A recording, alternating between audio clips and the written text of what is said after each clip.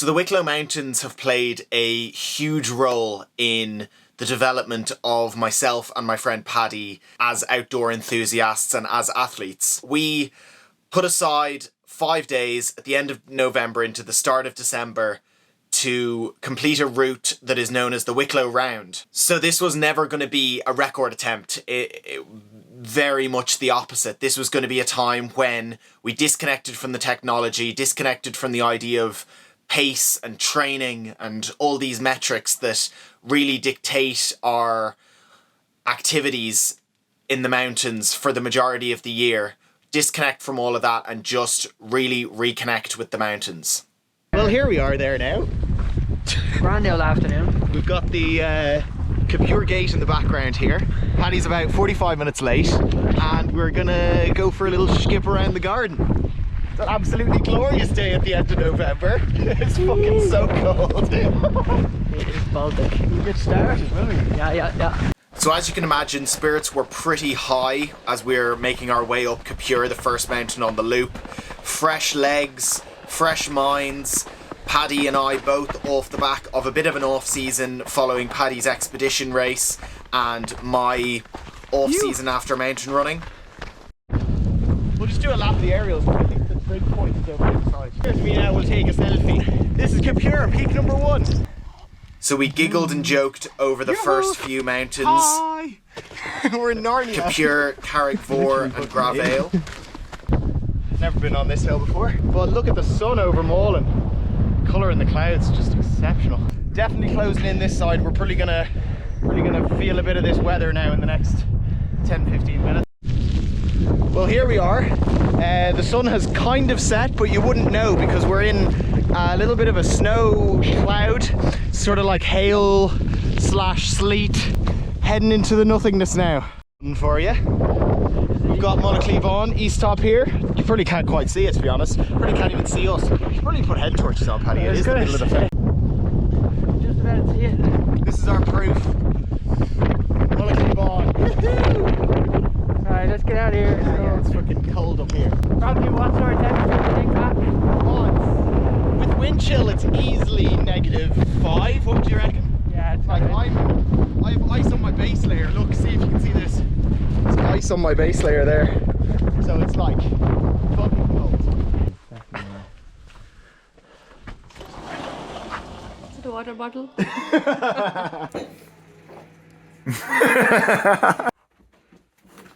Up the gap and out the gap.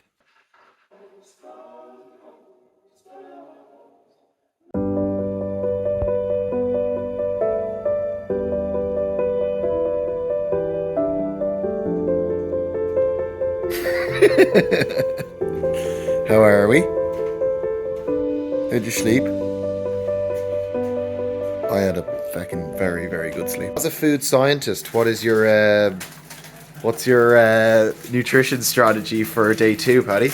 Well, we have only the best Jacob's Mikados. Digestives, about 1 hour there. You need about 1 hour. And then go for another hour there. And then I've got fig rolls. Fig rolls are a good one now. That's about it. They're a bit of banana bread now. Can't be deal banana bread. Ah, yeah, we'll have some of the banana bread with the old coffee now. Banana bread. And that's what gets the system going in the morning. So we're out here, just left. Well, we're running through currently the granite city of Ballyknockin. We've got the beautiful Blessington Reservoir behind us there, and we're heading up our last hill of yesterday, which is still Sean, but we're going up it again to go up and over down into Oakwood for the start of day 2 of this little winter in Wicklow expedition. But as you can see, it is so icy today. It's really, really wet, or not wet, really cold. So here we are. This is still Sean again. Peak number 8 for the second time. It's nice to see it in the daylight this time though.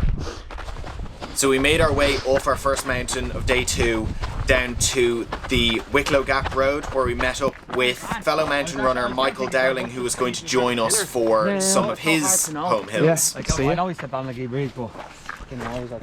Michael has a wealth of knowledge of those South Wicklow Mountains, given that he's from Glenmalure. So it was really nice to have him along for the kilometres around Lugnaquilla. Oh, nice. It was an absolutely bluebird day on day 2. Absolutely beautiful. I've never had such incredible visibility of the mountain. We could see at least 100 kilometers in every direction. I didn't think we'd get on. I thought surely be someone.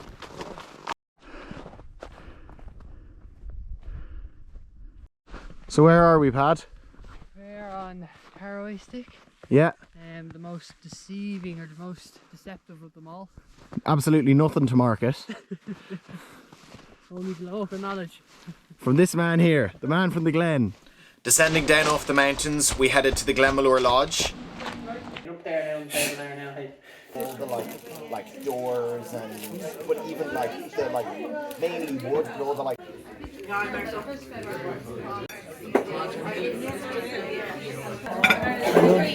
love the idea of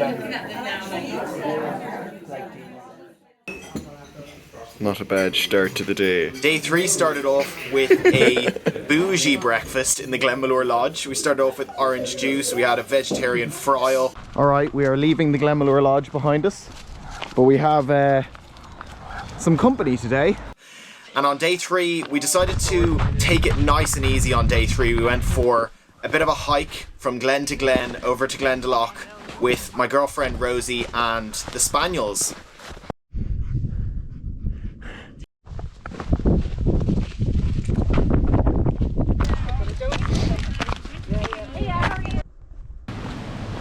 Paddy and I decided to do this little expedition as a continuous point to point, so every day was a point to point, so we were starting somewhere different to where we were finishing. With that in mind, we couldn't have done this project without the kindness of the people close to us. Without our parents, our girlfriends, our friends, we just wouldn't have been able to string this together logistically, so we owe a huge amount to those people for taking time out of their days to facilitate us wamping around the hills doing stuff that we love. Here we are back here and we're heading up Camadary is hill number 1, but it's a steep old climb, so take it nice and handy until the body wakes up. Another person that this project just wouldn't have happened without is Paddy Ward. There aren't many people that can put up with me for a prolonged period of time, especially out in the mountains. But Paddy and I really thrive in the mountains together. And through it all, Paddy put up with my questionable sense of humour and my dodgy at best sense of direction, and brought just a cool head and a no big deal attitude when things were going wrong. His ability to provide perspective onto situations and just really find the joy in the everyday is something I really admire about Paddy. And yeah, I wouldn't have been able to do this without Paddy, obviously. One thing that Paddy and I definitely share is our mutual appreciation for the Wicklow Mountains. A lot of people love to dislike the outdoor spaces in Ireland, or at least love to play down how incredible the hills that are accessible to us all are, but it's something that Paddy and I can really bond over. The Alps, what? Isn't it the Alps?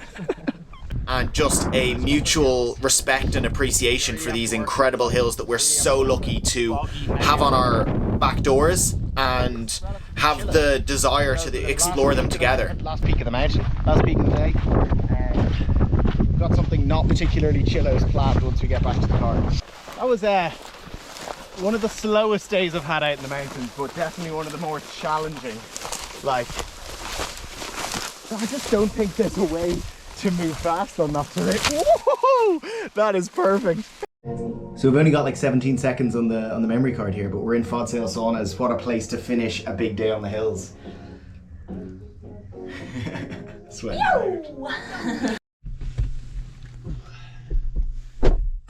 Morning. So our final day started a little bit early. We got dropped to the base of Jouse by my girlfriend Rosie on her way into school. Again, incredible, thank you so much. But that meant that we were starting in the dark, and it was probably the worst conditions that we had experienced for the whole project so far. Fucking wild on Jouse. Absolutely diabolical. Yeah.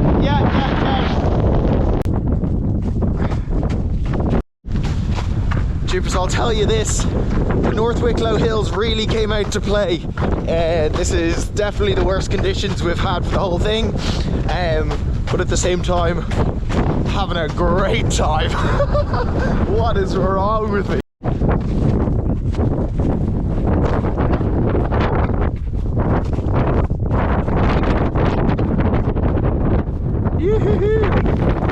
As we neared the end of our final day, our empty bodies were compensated by our full hearts after spending 5 full days in the Wicklow Mountains.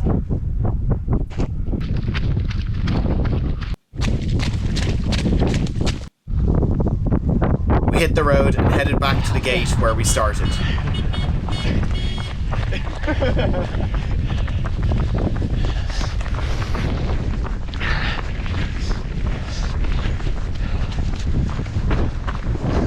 I'm back at the gate.